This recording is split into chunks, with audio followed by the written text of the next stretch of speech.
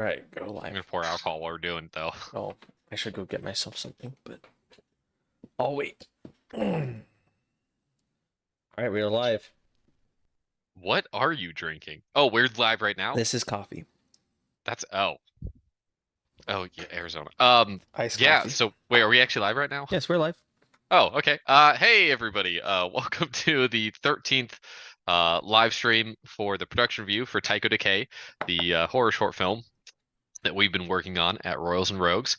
And this year we are, well, at this time, it is been pretty busy as we had been discussing earlier, so we don't really have much to show, but we're gonna go through and kind of just discuss the what we do have and then kind of end of the year stuff and see what we're kind of planning on accomplishing going forward. Nice look.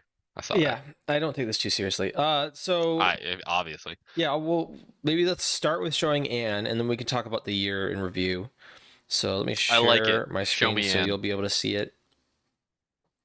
So what's cool is one of the things we've been working on for a large part of the year over here is getting. Let me make sure one thing. There we go. Getting Anne rigged up and ready to go. And now, and well, she has legs, so we talked about her getting legs. But what that meant was we had to rebuild kind of her whole rig. So if I grab her foot here, hello, just the foot. It's like grabbing like 6 different pieces of this rig. Just the foot, thank you. She's all rigged up, so she can run and jump and all that other stuff. It's actually a way more complicated rig than I initially thought it was going to be, because all this rigging was done by Lucent Studios, by the way. I want to give them full credit, give them a check out. But what makes it so complicated is she has this layering going on, where you have soft deformations that need to happen, right, for like the wrists and the arms, but then she has all this armor, right? So like that needs to stick to the arms and not be a soft deformation, right? So like that shoulder, you can see that's bending the way it kind of should, but then obviously none of these plates should move, none of these plates should move. And so it's sort of a lot easier when you have something where everything's soft, or it's all rigid, and then you can just make it bend at like a joint essentially, and that joint, it stays rigid. But especially when you do like a shear movement like this, that's sort of complicated, because it's like, where should these go? And you can kind of see parts of it where it might break if you go too far. Oh, okay, kind of clips in. Right, exactly. So we decided to go and look at Dead Space, one of our biggest inspirations, obviously, for Anne, and Isaac Clarke's suit, and I was like, how did they handle it? And if you look, it just clips everywhere. So you're like, oh, they didn't have a solution for this They were either. just like, we don't have this solution either. Yeah, Just go with it. yeah, I was gonna but say, so how would you fix that? Like, because um, I'm thinking to myself,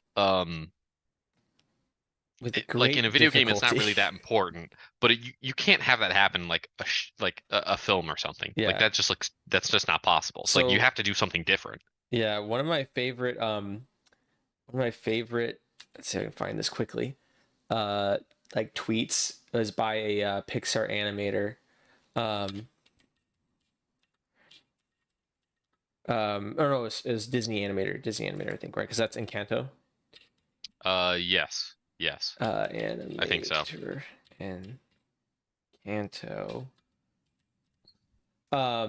And I found it right away. Good, I had the right search.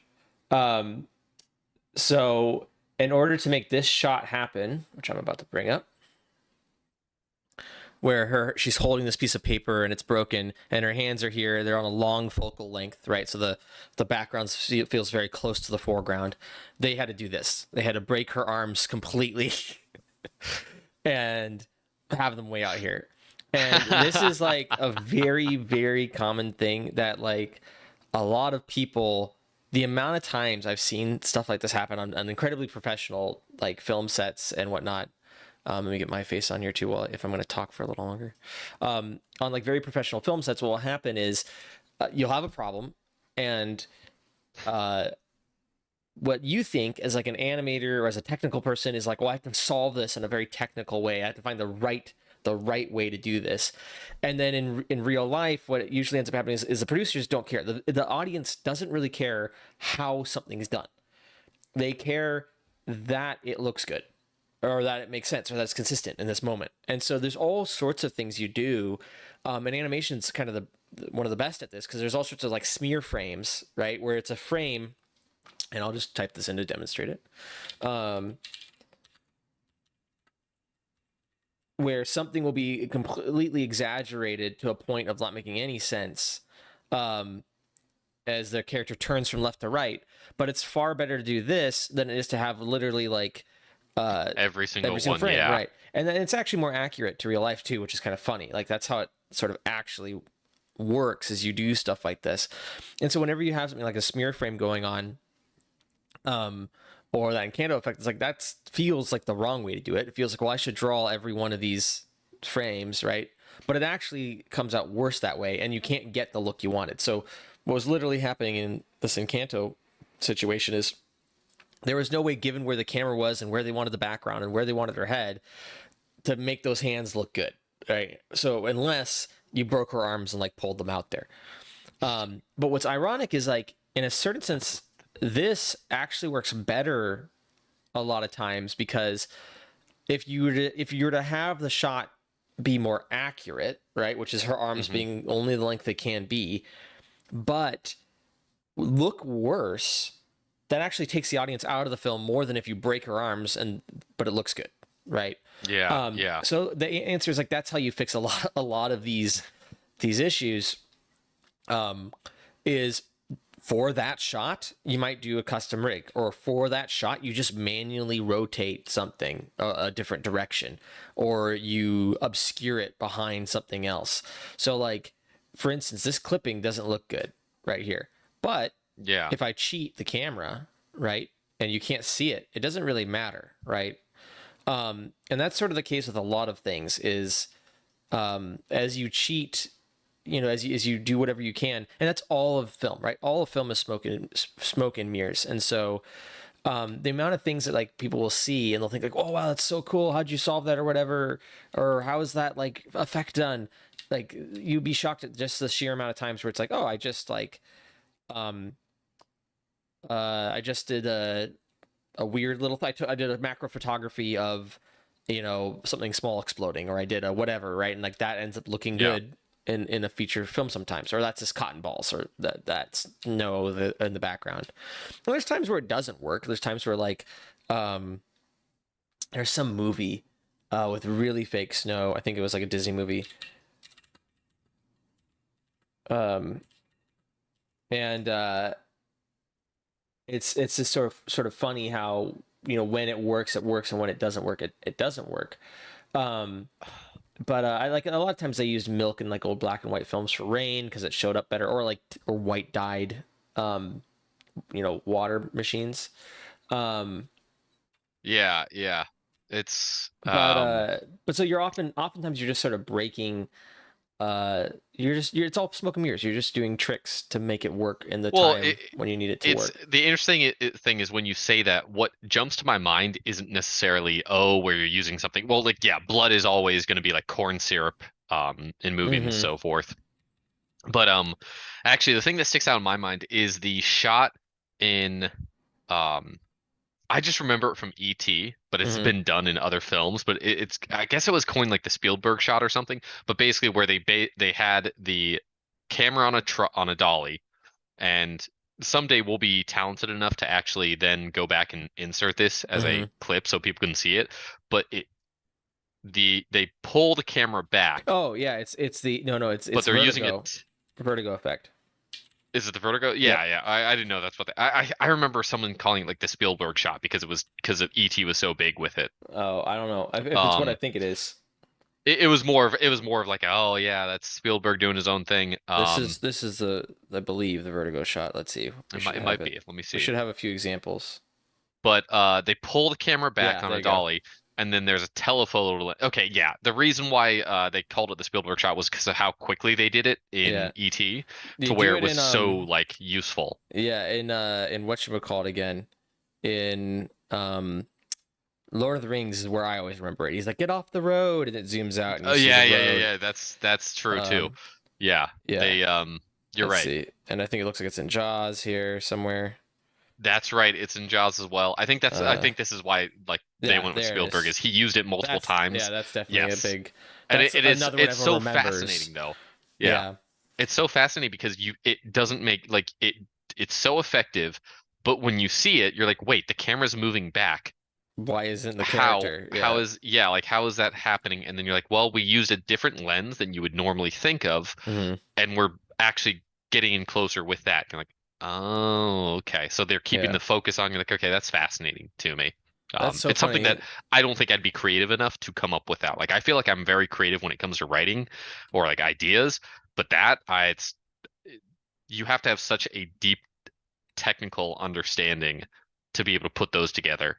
Right. Well, and it's interesting because so yeah, I know it from Vertigo at least, which is like every time he looks down, they do that, which gives you that feeling of like, oh, like Yeah. especially if you're in the theater for like the first time. And he does it a few times. He does it in the beginning of the film. He does it here. Every time the Hmm. character starts, yeah, it's pretty effective. Um, but yeah, that's definitely a fact. But there's sort of an inverse. I don't want to say inverse.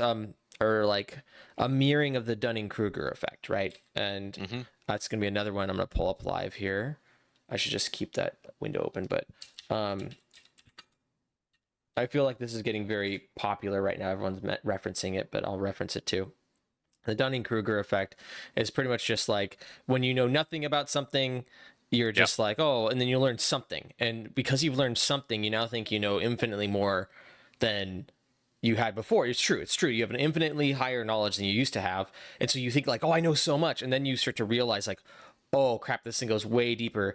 And then you come back up here to the expert. Now, what's funny is in film, I see this a lot with film and 3D, right? There's a famous like post about everyone getting really mad about Mrs. Incredible's retopology, right? Just and very simply, that's just like the way the polygons are on a face, right? So everything in 3D is made of polygons. You said you took some modeling videos this week, so you know what a polygon is, right? It's like the smallest facet you can have. It's a triangle, and so Hmm. the idea is to have everything like perfectly lined up and only use triangles or only use squares and so on and so forth. But there's times where you just break the rules because it works, and it's the sort of thing that gets your wrist slapped if you're like in school or if you're learning. It's sort of like when you're playing music and then someone's like, no, you can't go from a major second to a minor third, like that doesn't work.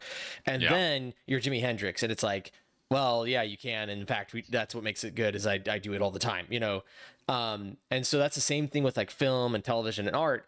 Is there's this idea of like, you know, there's the right way to do something, and then like a bunch of people sort of learn a little bit, and they start going like, well, that's bad, this is bad, this is bad, and then the masters like eventually come back around where like they're all praising who they all love is like a Picasso, right? But who the Hmm. audience loves isn't a Picasso. They love the person at the kind of the peak of this Dunning-Kruger effect sort of place. Um, and so it's kind of interesting to see that happen a lot where you get like the new people in, and I'm trying to get there. I'm not saying I'm good enough at anything to be there, but like I'm at like the peak of like, not the peak, I'm at the valley of a lot of things right now. There's like been so many things that I've learned, not more than, I'm not cocky about anything. Like I've studied a lot of things more than probably I should have because it's not like my main focus. And so Yeah. like I'm a classically trained musician. Like I played harp semi-professionally for a while, and I know like a lot about music, which means I'm not like, I don't have a really strong opinions on a lot of things. I'm like, well, dude, I'm just an idiot. But like music's so beyond me. Like these people are so much better. And when someone's like, oh, that band sucks, I'm like, dude, you know how hard it is to even like make a song and be in it and like get like you try to write a song, like it's almost impossible. But I'm not yet at the point now of actually being able to like kind of have an opinion again and be like, oh, here's what actually is like whatever. And it's that way in like a lot of things. And 3D is one of them for me, which is why like I'm sorry guys, I'm so slow with the tutorials, but it's because I'm like, oh, nobody cares. Everyone knows this already. This is such like basic information because I'm past the point of being like, this is genius. Nobody knows like the basics of 3D animation, you know? And then sure enough, I put out a video and everyone's like, this is so helpful. I never knew that. I'm like, okay, I should probably just get over I have the curse of knowledge. Like once you know something, it's like, well, everyone knows this. This is obvious now. That's the yeah, this is Um, but yeah, she's what I why I just keep saying I'm like, no, yeah, no one really knows this. yeah. So she's a pretty complex rig, and it's all working more or less It's looking the good. way you want. And It's looking good. even the little tube works on her neck, little neck tube. It jumps out though, right? It's like It's lagging. disconnecting. It's not disconnecting. Oh, It's is that it's lagging? just Okay, lagging. Yeah, it's just iteration interesting. lag, which is actually kind of Okay. a fun effect. I kind of like it. But as you can see, whenever I stop, it catches up. Yeah, So like, that's all. Hey, she looks good. yeah, You can sell her. There you go. yep. So, what's cool about this and what we're doing is this is all going to be available. So like, I'm not just holding this and showing it off and then just going to Hmm. like hoard it. The whole point is I'm trying to create a new paradigm, and there's other people doing it too. I'm not the only one. But we're trying to create. There's this whole movement I see happening of a new paradigm in filmmaking where it's open source. It's like, hey, you want to know how this is done? Oh, something's breaking there. Oh, I broke something. Um, you Nice. want to know how this is done? I don't know what I did there. Then yeah, you can join in. You can just like take a take a look at it, see how it goes. I think one of these I should have a fist. That's an arm twist. Okay, I don't want that. But there is a fist. I'm trying to make her hand close here. I might just need to use the selection tool here. And then let's see. Yeah, there we go. That ow, that would hurt. But yeah, the this is all going to be open source. So you guys get to mess with this model. You get to see how it was built. You get to see what, like, this is another good example of a tricky thing. So we have this like hand guard here, and it shouldn't bend because it's metal, right? Like, Yeah. but her hand should bend. And so you have stuff like this where it's just like, oh, that's a little tricky. Oh, that's fun. Come on, how fun is that? Um, but yeah, so this is all gonna be open source. You guys are gonna have access to all this, and you're gonna get to mess around with it. If you want to use it in something, go ahead. It's yours. Have fun. Um, if that sounds cool. If that sounds like, wait, really? Hit subscribe. Get following this. It's it's gonna be a time where, or if you know somebody that's like, I want to make films, I want to make movies, and it's like, well, these guys are doing it, and then they're gonna give away all their secrets as well as all the assets as it happens. So that's more or less Anne. I just keep playing with her model forever, make her do a dance or something. Um, Next steps are to do some mocap. Uh, I'll show a little bit of that because it's kind of fun. If it works, it might be broken. I recorded myself as one does. This is a very common thing for animators to do as well. Um, Hey guys. Turn off that. I rigged up a very, very fake looking and gun here with my tripod. I just gaff taped it together. And here's me just walking around. Yeah, there we go. And then we'll end up using this as reference for Fran. And you learned so much. Please do this, by the way, guys. If you're like an animator, if you're trying to make something, you have to do this because what you're gonna Well, learn, what I learned in this is, oh, this thing. If you're gonna lift something heavy and have it like kind of be front heavy, like her gun is, which we've seen mhm. in the art pieces and stuff. Or just this is the fastest way of going here in view profile. Um, if you look at Anne's gun, it's pretty front heavy. If you're gonna do that, then you're gonna need to test it out because what you'll learn is like, oh, I want to hold it up straight, and you're like, actually, this is really heavy, so I'm gonna lean. You end up realizing that like you have to offset the weight a lot. So I have her in those images standing like more or less straight. She's like leaning Straight forward a up. little bit, like that one's very straight. She's just Yeah. standing straight up. You can't do that while also holding something that's front heavy because you have to put your back leg way back. Yeah. And like kind of splay your body out to like, if you try to do that, there you go. I'm thinking I'm demonstrating it perfectly. Good job, Alec. It doesn't work at all. And that's me explaining that as I try to do this. This is my house, by the way. This is where I sit every day and or every Friday and stream. That does not work. It's really uncomfortable. So you have to like It's yeah, really that's spread out definitely your weight. especially if you think it's the same thing of like if you see certain movies and then like you see people running around, you're like, that's not how that works. Like moving Dude, like with a sword or something. With this, like yeah, now imagine if you're trying to create a full, not just like a short, but we're gonna show Anne running Right. around with the gun. It's like, well, she's gonna run This is completely different than what you this is think. also exactly why people complain about CG.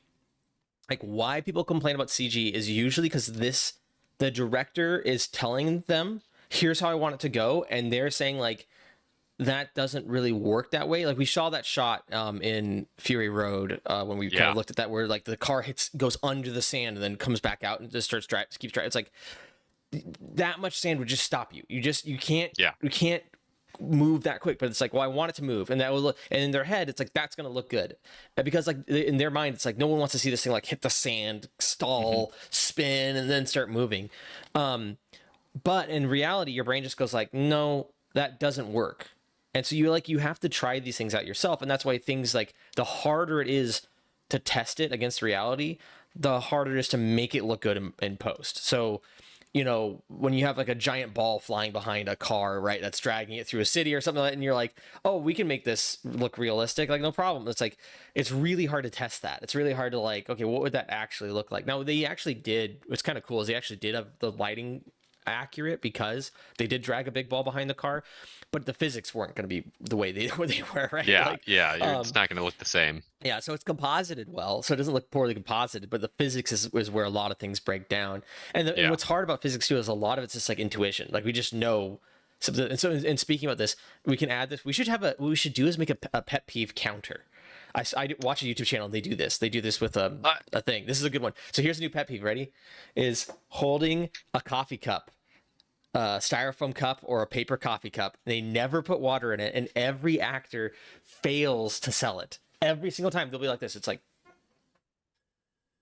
yeah. So anyway, like it never looks good. I'm like, just Yeah, yeah, put yeah. some water in it. Just do it. I Just put. I know you. yeah. I know the prop department, the costume department's like, don't you dare put water in that. They will spill it on their outfit. We will have to redo wardrobe, but for the sake of the audience, I'd rather I'd rather them spill and have like a little dribble and be like, oh, I guess they spilled like when they were drinking that, than I would them pretend to drink out of a cup of coffee and we can all Yeah, tell. yeah. It instantly takes me out of the film.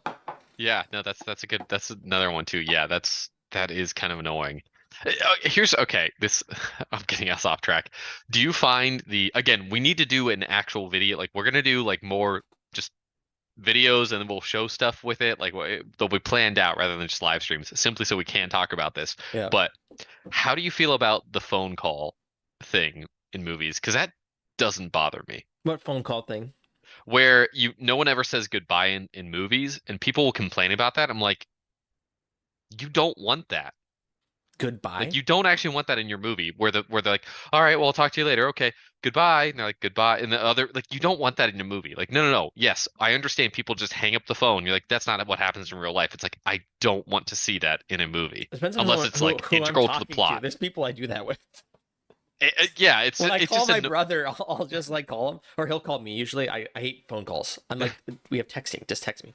But so he'll call me, and I'll just be like, hey, what's up? Like, or like, why are you calling? And he'll be like, well, this is that. I'm like, yeah, that's fine. And I'll just hang up. Like, I'll be like, or be like, are you gonna make it to the movie tonight? I'm like, yeah, I might be like 5 minutes late. And I'll just hang up. I actually will not do so I deal with phone calls. I actually prefer I phone mean, call if it's over a testing, client or honestly. something, if it's like a But yeah, person, yeah, like, yeah, yeah, yeah. But still, it's like it's one of those things where I see those and it just like people complain about it. I'm like, yeah. that's not something to complain about. Like that's not a pet peeve. I'm fine Well, with it. I'm okay. I It had will this not thought bother in me. college, right? When you're in like film school or whatever, you have all these like, oh, why doesn't anyone do this? Like, what if you did a film like that? It's very hard to pull them off. Some people can pull these things off, but like, um, I was really annoyed that people didn't make. I was like, why doesn't anyone write dialogue like the way we actually talk? Like, why is all dialogue like scripted and feel like, too perfect, and the responses are too accurate? And I saw a couple movies where they did write dialogue the way it's like actually written, actually done, like almost all hmm improv, and it really really drags the movie down. No, I yeah. found one movie I saw, it was an independent film, I saw it at a film festival. It had like not Seth Rogen, but who's the Step Brothers guy? The guy in Step Brothers. John C. Riley. John C. Riley, I believe. And it was like a somewhat rom-com, indie rom-com, so it wasn't that romantic or it wasn't that funny. Oh, it was Um, an indie one. yeah, Oh, I think I know what movie you're talking about too. And I all the saw the trailer and dialogue I in was like, it, no. it plays out as dialogue would actually play out. But because of that, you just are like, the movie ends up being longer than it needs to be and not as tight, and it's sort of Yep. like arguing like, why don't artists paint sunsets kind of how I see them and not like, and it's like because no one wants to look at a painting of like an average sunset, right? Like of like a kind of muted gray, a little bit of pink sunset. You're like, ugh.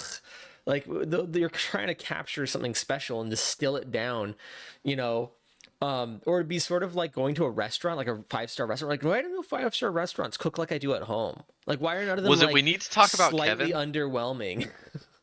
Was the movie we need to talk about Kevin? I think so. Yeah, that sounds right. No, oh no, No? this is a horror movie. Oh no, it Wait, isn't. I didn't realize. Wait, is it? It was what's his name? Shoot, I thought maybe that was it. Jonah Maybe was it's a. Jonah Hill in it? Cannot remember if Jonah Hill was in it. All right, it doesn't matter. Anyways, no, I Cyrus. That's what it was called. It was Cyrus. There, it's like a Cyrus. grown a man. He starts dating a single mom, but her son is like a grown adult and Yeah, yeah, doesn't yeah. I like the. think that's Okay, it. yeah, yeah. I want to Then say I that's it. can't not remember. Okay, don't quote me on that. I cannot remember. It's been literally like 15 to 20 years. Okay. Um, Regardless, I agree. I think that like improv works in improv is like one of those things where it's like it's really good in like comedies. It's very difficult to do in anything else yeah. because in everything else you don't want people to talk how they normally do. Like a great example, and this is probably more than anyone will ever care about me. I had dating a girl, didn't know why, like what was the reason we broke up. I couldn't tell you. Right. I couldn't tell you what was bought. Like I knew why. I knew it was legitimate. I couldn't explain my feelings on the situation until maybe 6 months later. Hmm. You can't show that in a movie unless you're actually trying to do a time jump in the movie, in which case Right. the whole movie is like constructed differently. In reality, it's like no, you need to have that realization of as to why was I so offended or why was this such a big deal to me at this time Right. and I couldn't explain it then, I can explain it now. Well, And it's like, oh, it really like takes the piss out of itself, right? When you have a mhm. character like those moments in a character, right, where the character like turns back and it's like, why couldn't you just love me? And they're like, because I can't or whatever. And they say, but like they have this moment where they say the big thing, right? Like, it's Yeah, yeah, because yeah. I've always done this. This is how I've always been. Blah blah. Blah. Like in real life, you don't have those moments. In real life, they turn around and they're like, why could you? And they're like, because like I don't know, like this, and then like the thing, and it's not comfortable, and they're doing this, and it's just like, oh golly, hearing how I, people really talk sucks. Like yeah, well, it's not a good it's look. no, well, it is, it's very much, it's something where it's like you know what you need to, what you're trying to convey, or something's bothering you, but you're like, I don't know why exactly. Hmm. Like, why does this bother me? Like, I, so my parents came out, they stayed with me. I Oh, dreaded it. I thought you've been of the closet. No, It's like they came out and like, well, wow, that's a no, no. bomb you're So just dropping on me right now. my parents came out, they stayed with me for the Okay, all holidays. right. And like, I was just like, okay, this is gonna drive me insane. And to be truthful, it didn't. Like it Hmm. didn't. I Right, was dreading. I was like, okay, I bet it's going to be really terrible. And at the end of the day, it's like they're my parents. Like right, they were great parents, and it's really nice having them around. So it's like, it was. Were there things where I'm annoyed? Yeah, because I haven't lived with my parents for 15 plus years. right, But that's just kind of how that works out. Where it's like, yes, I understand you guys really care about me, but I've just been, I'm working. Like I need right. to work. And you don't need to tell me this. I'm literally on a Zoom call right now. And it's one of those things where you just kind of interact with it.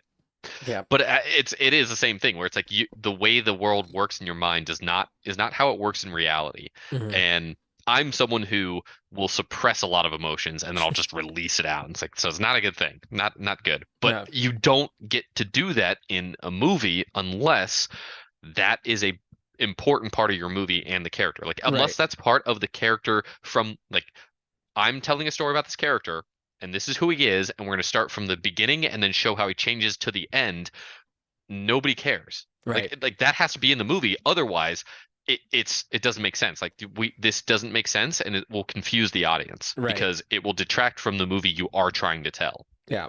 Oh, and I So think I think there's a time and a place for almost everything. It's very hard. We've talked about this before. It's hard to make everything work always, but yeah, there is a way to make most things work. It's just like, are you talented enough to make it work? Is this the right movie to try to do that? Which is one of the biggest things I think people get wrong, which is like a lot of times I think people want to do something really interesting, but it's the wrong movie to do it in. And that's my complaint kind of about episode 8 is I'm like, well, yes, a lot of people that are kind of episode 8 apologists will be like, oh, well, there's a bunch of interesting things he did. It's like, don't get me it started on wasn't that. in the middle of a series that was building up to be a 3-part series, wasn't the time to do all the things you did. There is a I way to do think. that. There is a way to tell. Like Rogue One does a great job of that, I think, of like Oh being yeah, like, no, here, no, there's an opposite day Star Wars movie, right? Where it's not about the Jedi, it's about this random rebel, and she's not special. She's not like Luke Skywalker. She doesn't go on to have a bunch of other movies. It's just one little, and like the rebels are sort of like morally gray and all this other stuff. But it's just one movie, and they have it all really well contained, and they knew what the story was. Versus coming in the middle of a 3-part thing and then saying, well, I'm going to flip all the tables and then hand it back to somebody after they set up this like game that I just destroyed, and then told them like, well, fix the pieces. That's not the way to do that. And so it's like, there's time and place to do this. There's the right movie to do it in. There's the right genre to do it in. And then there's like, and even if you're going to try to pull off a stunt like that, like I think there's room for a black and white movie today in 2023. Right. But like, should you make the next Star Wars black and white? I don't think so. But could you make, I mean, the artist obviously is an example of this, right? Where Oh, it's like, you mean literally black and white, yeah, like yeah, a yeah, like a okay, literal okay, black and white. okay, Because like I think on Mad Max original was he wanted it to be black and white. They didn't, and yeah. they did that super saturated thing, and then he released his own version that was black and white. And it's like I agree with the studio that told him like no, like that was not the right way to do that, and it's kind of really famous for being oversaturated. Um, and there, but you have Sin City, right? Which I'm like, well, that's the movie Yeah, to do that in, right? There's movies yeah, that's to a good do one. this as the way it is, and um, but it's really hard to pull off. And it's like, and you have to take it like seriously enough to do that. Um, Young Frankenstein. yeah, Young Frankenstein That's a good is one. another good one. Um, the one thing I would push back though is the Schindler's List and Mhm. Pleasantville were both also black and white in modern eras that were good. Right, Those were good decisions. But no, the thing that I would say is I don't think it's so much talent though. I think that the problem with a lot of writing isn't that like you're innately talented. Like I think there's a lot of good. I do think people are better. Like there are good writers in Hollywood. right. It's how much do you care about it? Like if you look at the Marvel movies or you Mhm. look at Star Wars and you talk, or if you listen to like the interviews of like Marvel directors and writers and like, well, or the executive producers who are like, well, we didn't really care. Like we didn't want people who were too into the comics. You're like, Right. okay, that's stupid. Yeah. But Yeah. I think it's how much do you actually like I think it's less talent and it's more how much hard work are you willing to put into this? Because really my best stuff, like some of the stuff that I will think about, because again, I do this as a hobby. It's just a hobby. That's it. Hmm. But I will write and rewrite scripts, and if I get stuck, I'm stuck for it. Like I don't move on from it. But like I've written stuff where it's like months later, I'll come back and be like, oh, this is the outline for the story that I want to tell. And then I will know how to proceed on it. Or I will sit there and I'll just rewrite and rewrite and rewrite and rewrite. And you just do it. And what happens is by the end of it, you've done it 17 times. Like Right. you have the movie memorized in your head. I don't know how many people are willing to put in the time and effort because what you have to do, and this is something I'm probably sure you like visual effects artists are used to as well. You basically have to sit there and be like, it's Right. not that it's not good enough, but you also have to are sitting there being like, But it's not there yet. I'm not good. Like Yeah. this, this just sucks. It just Hmm. sucks, and I'm not good enough, and blah blah blah. And like you're tearing yourself down, but then you also have to have the confidence of like, but I can do better, and then you're building yourself up over the time as well. Which is Yeah. why I think that it's difficult to do anything on your own. Well, so yeah, I mean, that's a good point. I have I using a word like talent is like inherently loaded, because I'm with you. I don't really believe talent. It somewhat exists. Taste exists, but I don't know if talent exists, right? Because there's nobody that has good execution that hasn't like put in the work, right? There's nobody that just like Yeah. shows up. Like, the idea of it being like a talented ballet dancer, right? Like no one's born with the ability to do that. You have to work at it. You have to practice point. You have to practice building your muscles. You have to practice spinning and not getting dizzy and all this other stuff. And I think, when I say talent, what I guess I mean is like, it's a mix of practice and taste, right? The taste of the thing is the thing you can't teach. You can't teach someone taste. And I've heard kind of this over and over again. And so I'm starting to believe it. But obviously like the skill set and the tools and all that stuff can be taught and learned. So like some of it is like, yeah, do I have the budget to pull this off? That's another one, right? Like, do I have the whatever to pull this off, right? Like, and if you can't, it's like, do I then have the creativity to find another way of doing it? Which I think I wish more people would do when running into a visual effects problem or running into a story issue. It's like, okay, if it's not working the way I'm doing it, rather than putting out a subpar version of this thing, is there another way I could do this that'd be more effective? Like sort of like, can I drop behind the couch, right? Like, can I drop my werewolf behind the couch, right? Or am I talented enough to pull off the American Werewolf in London scene where I just show all of it, right? Now, if you have the world's best like monster designer ever and visual effects, team ever, you can pull off the thing. If not, drop them behind the couch. It'd be better that you drop them behind the couch, have them change and show back up, than have a subpar transformation scene, right? And so, Yes, but there's also what was it? Oh my gosh.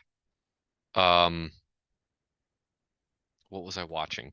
There was a Disney Plus show that mhm, I started watching. Oh, Moon Knight. So I decided I have extra time because the right, holidays, and so I can't do as many. So I watched Moon Knight. mhm, Every interesting thing happens off screen. right. Yeah, the whole And that's blackout where the problem thing, is, which is like, no, because they're like, oh, well, because he changed, we can't show what actually happened during the time. It's like, so you just took everything that was interesting, right, did it off screen, and then told me I should be interested in this movie or right, this TV show. And the entire time I was just like, this could have been, it's a great concept, honestly. This mhm, could have been a great movie. right, or TV It was series, just right? Is stretched it a out for series? so long that I was like, you guys suck. Like, this is terrible. It's miserable. The Right. only reason I'm watching it is because I finally got around to start playing Assassin's Creed Origins, which takes place in, and you know what? I'd rather just play the game. Like, this is Yeah, just stupid. It was the entire time I was just like, it infuriated me. So I do get your point to, yes, if you can't do it, drop them behind the couch, do right. it. But then you actually have to still show interesting things happening, Well, which yeah, I I think get. I Yeah. think yeah, with anything, like my rule for anything, right, is does it work? Like I just ask, like, does it work? There's things that work, I don't know why it works. There's things that don't work that should work. Um and you just have to ask, like, does this work? And the answer is, if it's not working, then it's not working, right? Like I don't, and I What? can't, if you can't Give tell me an me why. example Of which one? of what works, but you don't know why it works. uh the Fifth Element. The Fifth Element should not work. The Fifth Element is a bad movie. It's not a good movie. It's cheesy. It's corny. Bruce Willis is not a great actor in it. It's not like what's her face? The girl in it, Mila Jovovich or whatever, is Yes. this ridiculous? The effects are dumpy. Chris There's a Tucker, Chris random, Tucker, Gary Old. Okay, yeah. There's a honestly, random opera honestly, from scene in from it from the bottom halfway of my through. heart, thank you, because I feel like I'm the crazy one when I say it's not a good movie. I don't enjoy it. I do not like it. I'm the But opposite. I think it actually is a good movie, and I think it I is, know, but but it has I just no feel, reason being a good movie. I but I'm can't just so tell happy that there you, is someone who's like, it's a bad movie. I'm like, but thank I God, can't thank tell God. you why that one clicks and other dumpy, sci-fi movies haven't clicked, right? Like Matrix 2, which is equally dumpy or whatever, doesn't work. Like Everyone's like, well, that one iRobot. stinks. Don't even talk about iRobot right now. But there's movies where like it works, and there's other movies where it doesn't work, and there's movies where it works for some people and it doesn't work for other people. Now, there's always a certain amount of audience. There's a certain amount of audience, and I don't know who these are. You might call them consumers, right? Like the dream like person that Yeah, will yeah. just watch whatever you put in front of them and be like my aunt is this way, and I love my aunt. She's a great woman, but if you just put her in front of a film, any movie, she's like, that was a good movie. And you're like, what was it? What is it about? She's like, I don't know. It was fun. And it's like, whatever the movie is, it could be like the world's worst rom com. It could be the Lord of the Rings. And it'll just be like, yeah, Yeah, yeah, that yeah. was okay. That was pretty good.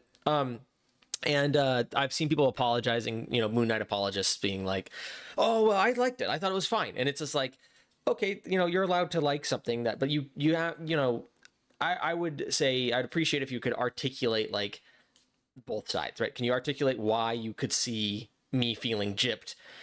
What I think they should have done with Moon Knight, and you tell me if this would have fixed it for you, because I haven't watched a single episode. I've just seen VFX I breakdowns and watched heard them people all. I talk. watched Okay, them all. I Yeah. feel like they could have got away with doing that like most of the time, and they should have had like the final one. You actually get to see the whole thing, and it be like as awesome as possible. Like if they put all the budget from all those fights into like one really like a Daredevil hallway type fight, right? And you're like, this is the final fight, but it's worth the wait. And you got to see the other side. You got to see like not Moon Knight doing the Moon Knight thing, and he's blacked out or whatever. And like, I feel like that would have helped, right? If you had one fight where you get to see like this like, and you'd be like, holy, I would like to be mad at this, but I can't because that last time was so and that's what I imagined happening every single time, and I never got to see it, but that one time where I did get to see it, oh my gosh, it was so good. So or like it was the fight scene from like episode 8, right? Like now I think that's kind of an incoherent fight scene, but a lot of people look at that as like one of the best fight scenes. If you have something Star like Wars that, episode 8 for people who don't know. yeah. No, I see what you're I know what you're saying. I would say so they do show fights later on in Moon Knight, Mm-hmm. but they're not that great. No, It's that's kind what of I'm just saying. You should they're save just not all that of good. your eggs for one basket where you do really awesome stuff. I don't think that was the issue. I think the issue was that they didn't have anyone at the helm who was like, okay, I'm really invested in making this fight scene really great. It was just like, oh, we're gonna have a fight scene. It's like, no, what they really should have done is that I think the issue is that no, this should have been a movie because they could have condensed a lot of it down. Like there were episodes where you're just like, this isn't necessary, or this should be only 5 minutes, 10 minutes max in a movie, because nothing is really happening, or it's repetitive. And just the general gist of what was going on. There was a couple things that they did that I was like, I don't actually know who this character is. Like you have a whole hour to show me who is this character. Like why should I care about this person? Were they mentioned before? It was rough. But I think that I don't think the money was the issue. I think it was just that they kind of were like, we just need to have content. It's like, well, no, tell me a good story. Yeah.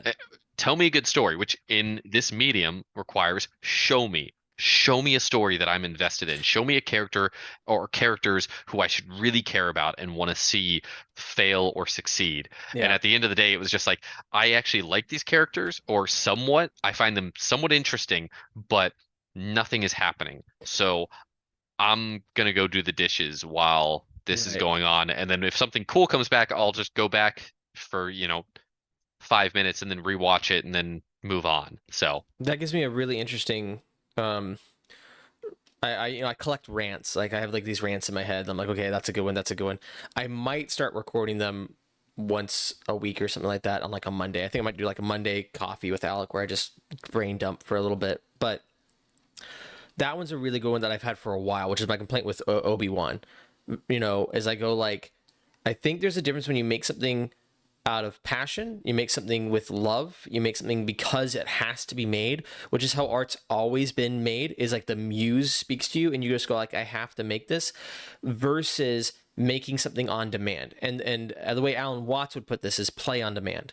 It's not real. If you like sit down with a kid and if two kids meet, they're just going to play. They're just going to be like, oh, we're just playing this or playing that. We're just having fun.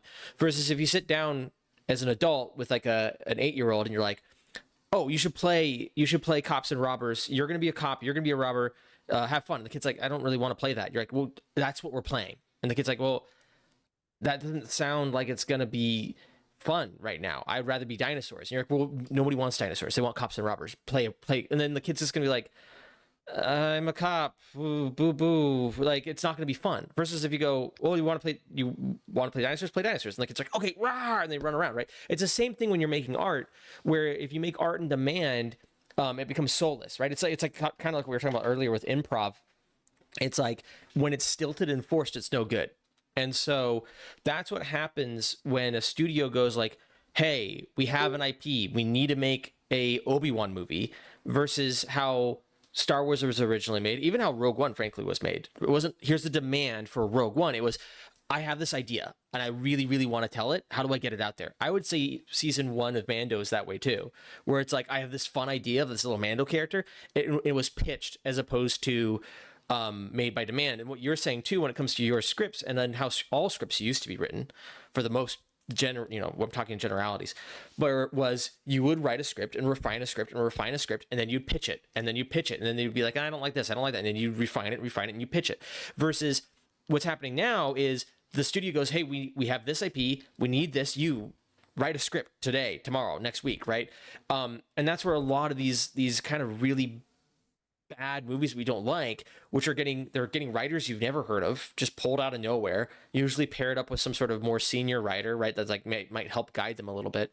And then it's being written on demand, and it's just, there's no passion there, there's no life there. It's a difference between going to McDonald's and going to a restaurant where the chef loves what they're doing and it changes up the menu all the time because he's like, oh, I got bored of that menu, right? It's like, and you're like, well, why couldn't you keep that menu the same? It's like, because there's no art in that, and so I'm going to change it up. And so this eventually will lead to a topic of transcendence, which I think is what we're really lacking. And that sounds like a big fancy word, but really, really all that means is the thing is more than the sum of its parts. And so right now, I think most movies are simply the sum of their parts, right? It's simply just like a script, an actor, whatever, like all put together to make a thing, right? And it's just that. Versus there's a sense where anything can be transcended, by the way, but like it's a difference between driving like a little like Fiat around or whatever, or like driving a car that you're like, this is a car, and it drives, and driving like a car, right? And you're like, oh, this isn't just driving, this is more than driving. Like I feel part of this experience, like this, the way everything comes together just so perfectly makes this more than what it is. And that's where something becomes a spiritual experience. It's where it becomes a cultural movement. It's where it becomes, a vehicle for change. Is like, if you just go, like, if something's just the sum of its parts, and this could be, again, anything. This could be a protest. It could be a fair, right? Like a piece of music, because music is this way all the time. It's like, there's this thing that happens. I don't know if you've ever had this happen, where you go to like sing a song, and it's just a song, and you're like, okay, I don't really feel like singing this. If you've been in church most of your life, you experience this, but same thing with Christmas songs. Like you hear Mariah Carey's whatever, you're like, oh my gosh. But then there's this weird thing that can happen where you and your friends, or you're at some list and somebody picks it up and you all just genuinely belt it out. And it's it's the best thing ever. And you're just like, that was so amazing. And it felt so good. And you're like, it was the same song. We sang the same words with the same people. The sum of the parts haven't changed, right? But there's more than the sum of its parts. And that's transcendence. And that's, I think, really what it is it's something like the human soul, right? Like getting imbued into this thing. But that can't happen on demand. That's not, it's play. It's magic in a certain way. And you can't force it. You can't be like, oh, well, I'm going to force this to happen. What you can do, and what I've seen people do, is be so good at playing, or be so good at like being passionate about almost anything, that you can hand them a lot of different things and they can be passionate with them, and they can like truly enjoy it without skepticism and without cynicism and without just it being a paycheck, right? Like they can get themselves into whatever it is. And I feel like that kind of, there's a few studios we've seen that happen with. I think that was LucasArts, the like game company back in the day, where like whatever project you gave them, they were able to put their all behind it. I think that's Weta in a lot of ways for visual effects. It's like, whatever you give me in Digic, it's like, it doesn't matter if it's a new thing or an old thing or Lord of the Rings or whatever. I'm just going to put my heart and soul into this to make it as good as possible. A lot of artists are good at that. I don't know what it is. I think it's really, really hard to do that with writing. And I don't know if it's just how painful writing is that makes it harder to do that with, because like, if you're a VFX artist, and I think most VFX artists are good at this, concept artists, I think, might be the best at this. Concept artists are probably the best at this, where no matter what you give them, they're like, you need me to draw a chair? I'm gonna make the most interesting, unique, fun chair I can possibly make. And then they never use that chair. They all dumb it down, right? But like, I think that that concept artists are the best at it, and then writers might be the worst at it. And I don't know why it's so much harder to just get into it. Just forget about the demand, forget about the deadlines, get into this thing and be interested in it. Versus with art, with a lot of like as a concept art, it, maybe because the brief is always somewhat vague, you're able to, I see them able to always generate interesting ideas almost. Like not always, always, but almost always. Does that make sense? Yeah, no, it does. It's a good question. I don't know for sure because it's kind of like back and forth where it's like we've talked about like I don't people don't actually want new ideas. No. You can tell me the same story over and over and over again, just with different ways or different twists, or the same story, and I'm still going to be invested in the story. Like Right. you have nieces and nephews too. It's like they will fixate on a movie Right. and they will watch that movie till death. And Right. it's the same thing. Honestly, I'm a grown adult. I'll do that. Right. Like I know what my favorite movies are, and I will watch them, and I will watch every single year. Right. I will watch. We have a tradition. We'll watch Christmas Carol, Okay. but we'll watch multiple versions of it. Oh. Like we didn't get to do it necessarily this year because we The real small Muppet kids. version's the only Muppet I love the version. Muppet. I watch it every year. The George C. Scott one, Right. fantastic. Like, but I actually like was going through. I'm like, okay, this movie does this better. This movie does this better. The George C. Scott one. Listen, it's the Ghost of Christmas David Bowie because Right. the Ghost of Christmas Past looks like it is very 80s, very 80s. Ghost of Christmas Bowie. I'm gonna make it a thing. Um, but it's the same story, but it resonates, Right. and you can tell it again and again and again. Modern versions have really sucked. Hmm. Like they're bad, and it's offensively bad. Well, yeah, and I think part of that is I like, don't know why. well, I think there's a part of that which is like they think they have to do certain things that you know what I mean. Like it's like, well, I have to do this or I have to do that, and like I don't. There's probably like too much weight at this point. Like you need to like someone to throw it all off and just have like a fun. I don't know. I don't know exactly what the problem is, but I think that's one of them because I've noticed that with a lot of like modern tellings of things is they can never resist like a lot of the I don't even want to say tropes, but it's like it will literally be like on a timer. I'm like, and they have to do this, and it's like You they know do it, and what? you're like, okay, Okay. I know you think you have to, but resist that urge. Like you can say like no to whatever that thing that you think. Well, if I'm making, it's sort of like a Star Wars where it's like, well, if we make the Star Wars movie, Yeah. the Emperor has to show up, or there has to be a Death Star, and I'm like, no, it doesn't. Like resist that, resist saying like, well, it's Star Wars, so I have to have. Darth Vader in it or whatever. And it's like, no, you can So just tell a so story that's there's so interesting. I'm gonna explain because I think I understand this a bit. Hmm. But then we also need to end because we've Yeah. been almost going for an hour. Yeah. We should wrap it up. I forgot. I thought we were all like 30 minutes. I'm like, never mind, we're not. No, Um, I opened my mouth once or twice and didn't stop for like 15 minutes straight. So it's life. I can do the same thing. We just don't let me do it. yeah. Um, the two modern Christmas Carol movies that I remember is the Robert Zemeckis one with Jim Carrey Hmm. and the they did a mini series that was like more supposed to be like it's a horror type thing, like we're gonna lean on the ghost thing with Guy Pearce. The Jim Carrey one, they portray the ghost of Christmas past as like a ghost that has like a flame for a head. Hmm. And it's like it only comes from and so also a tradition I do. I read the book every year to Hmm. I just read the book, read the story. It's not that long. Um and it describes Scrooge putting it out like a candle. But it's like that's a metaphor. Hmm. Like it's not something you actually have to put like literally in there. So it's like, okay, Right. you took that and literally did it. And it's like I get it, but you don't have to do it. Like we Right. take things literally. It's like our world currently takes everything materialistically and Yep. literally. Like Yep. Yep. That's a there's whole nothing nother rant. spiritual within it. Yep. I won't get into that yet, but yeah, it's a whole And nother then rant.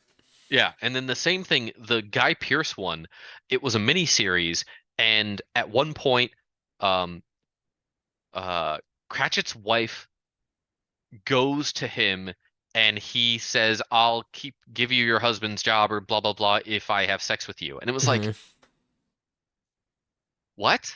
Like, first of all, that is not what happens in Victorian England or any time outside of our modern era, ever. Period. Second of all, it was like you couldn't like you basically had to have the only thing that could make him work like you're like the thing that would make him totally bad is sexually violating someone against their will, like Hmm. blackmailing them. It's like so greed's not enough.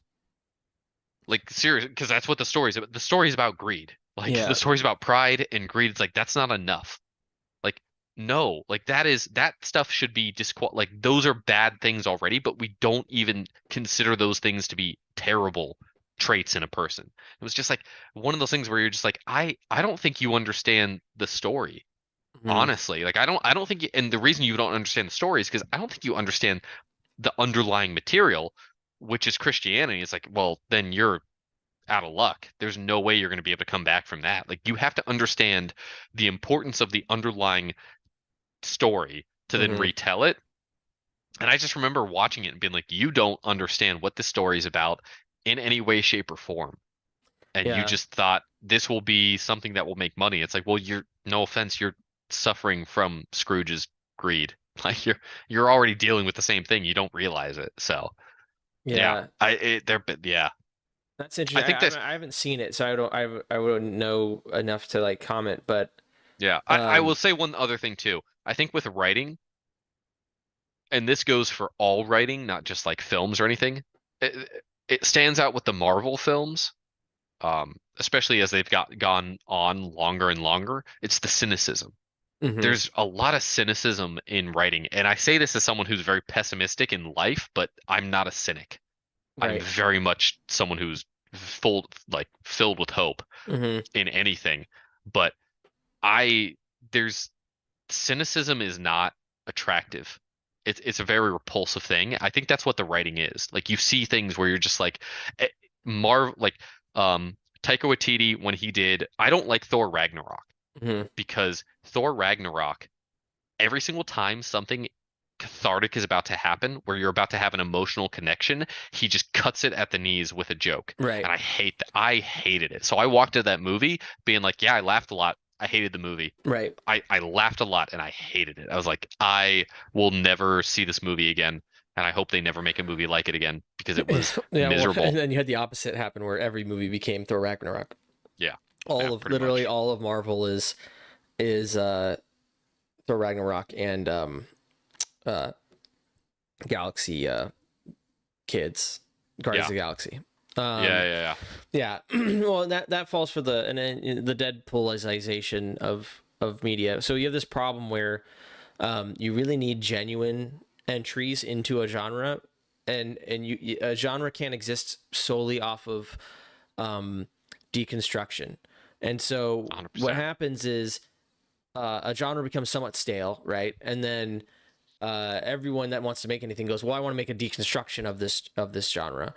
But the problem is when you only have deconstructions, it's like, well, that doesn't work, right? Like if someone goes like, well, this is a deconstructed pizza or whatever, right? That can only exist because there's a thing called a pizza, right? You know, if you go, this is a deconstructed, you know, whatever the thing is, by definition, you know, you're appealing to the standard, right, that exists Hmm. somewhere, right? And it's like, and I actually really enjoy a lot of deconstructions. I enjoy a lot of things that kind of flip things on their head or take a new direction at it. The issue is you can't have only responses to a norm with no norm, right? Like with, you know, so what happens is like you have Deadpool, right? And Deadpool can exist because you had like six X-Men movies that all took themselves seriously. So when you have one that's being like, I'm ironic, but then when every single one is being ironic, well, then you're responding to nothing, right? And so this is sort of my problem with like the direction Marvel took is they realized, oh, people really like our tongue-in-cheek ironic stuff not that's somewhat irreverent or whatever, right? It's like, well, but that only works when you have the straight man to play against it. And so when you have like the third Ragnarok movie or whatever it is being like an irony on top of an irony on top of an irony, and then you've paired them up with the Guardians of the Galaxy, which are already ironic, and so now it's like, okay, so you're making fun of a show that was already making fun of a show that Yeah. was, and you get so far up your own ass that everyone just goes, okay, what am I watching? I'm watching So something that has literally no legs. And like I said, not that everything has to be serious, but you need to have a baseline of serious, not serious even, but just like um things that are trying to be good themselves and not trying to be good by lampooning or being ironic or yeah. subverting expectations. And so if you only have subversion, then eventually the subversion becomes predictable and then it's no longer interesting, right? Which is sort of the last seasons of Game of Thrones problem, where people were so tired by the end of it, of every single character dying, every single thing going, well, what you thought was going to happen isn't going to happen, that finally you're like, can I just see the thing I want to happen? Can the character just become the king? Can we just do that? And they're like, still no. And then everyone's like, oh, this show's the worst show ever. It sucks. And it's like, well, all they did is the same thing they did the whole time, but it's just not rewarding in the end when you go like, I need at some point, like imagine if you went to a restaurant, every single thing you got at the restaurant was like, oh, this isn't a Yeah. hamburger, it's an inverted hamburger. Oh, and this isn't this. And then you finally get to dessert and they're like, here's a carrot cake. And you're like, oh, thank goodness it's a normal carrot cake. And they're like, just kidding. It's actually like, and you're like, I'm just done. I just don't want to eat here anymore when every single Yeah. thing I'm expecting it to taste one way, I bite into it and it's completely opposite. That's fun. That's fun when someone hands you something like, you know, they're like, oh, try this. And you're like, oh, it's a hamburger. You bite into it and they're like, oh, it's actually a cake. What? That's a fun moment to have. But when every single thing in your house is that way, if you start being like, I just hate this. Can I just get a burger? Can I just get a normal thing for once in my life? Like, and that's where I think we're at with media right now. Is everything is trying to lampoon or be ironic or be Yeah. interesting. Ironically, other than music somehow stayed like the ability to just like, and I don't know if it's just because there's that many genres, where not everything is just lampooning itself. I'm not the best person for music. I have not listened to any music recently for It's fine. years. It's the same as music's always been. It's just really interesting to me that it hasn't fallen. Well, that's for the thing is that the trap. new music I do hear, I'm just like, this is devoid of anything worth saying. I mean, Like you're not saying the anything newest worthwhile. Nickelback song is pretty bad. I'll give you that. Well, It's- I don't it's- even mean it's- that. I just mean any music generally. Any music generally, I just kind of look at it. I'm like, I listen to it. I'm like, this is terrible. Well, that's just because It you're a just- FUD. There's a difference. Probably. There's a difference between being Probably. a FUD and the music not having any worth. Or I'm right, and we will come back in 10 years, and everyone will be like, yeah, he was music right. sucked that whole time. You know what? Yeah, he was right. Yeah, All well, we right. should wrap this up. We need to wrap this up 100%. But it's been a fun live stream. It Thank has you been. all It has for- actually been. for joining. The next year, we're looking to get more done, and based off of my goals, hopefully we will have several projects done. We'll see. I know, you're not gonna like that. We'll talk about it later. We'll see. Yeah. All right. Bye, everybody. All right. See ya.